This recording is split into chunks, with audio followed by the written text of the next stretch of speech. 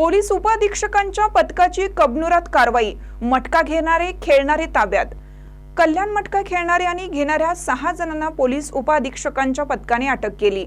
चंद्रकांत दौलू वास्कर, बाळासाहेब तातोबा वडर, दोघे राहणार सहारानगर, नामदेव शंकर चौगले लक्ष्मीमळा, जितेंद्र दिनकर सुतार राहणार माळी गल्ली, इलाही रेहमान साहब यमकन मर्डी राहणार दत्तनगर व बाळासाहेब भीमराव मनगुते राहणार दावतनगर अशी त्यांची नावे आहेत। या कारवाईत रोख रकमेसह 6 दुचाकी, 5 मोबाईल असा 3,14,670 रुपयांचा मुद्देमाल जप्त केला। या प्रकरणी पोलीस नाईक सुनील मलगोंडा पाटील यांनी फिर्याद दिली आहे।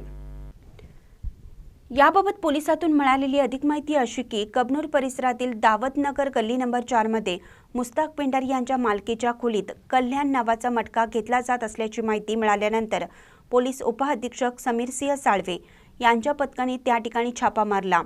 त्यावेळी चंद्रकांत वास्कर हा मटका घेत असताना तर इतर 5 जण मटका लावण्यासाठी आले असताना मिळून आले। पोलिसांनी 6 जणांना ताब्यात घेतलं।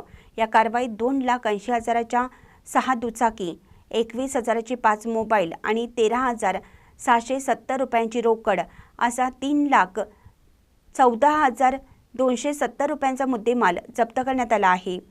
महानकरी न्यूजसाठी सुभाष पस्मे, इचलकरंजी।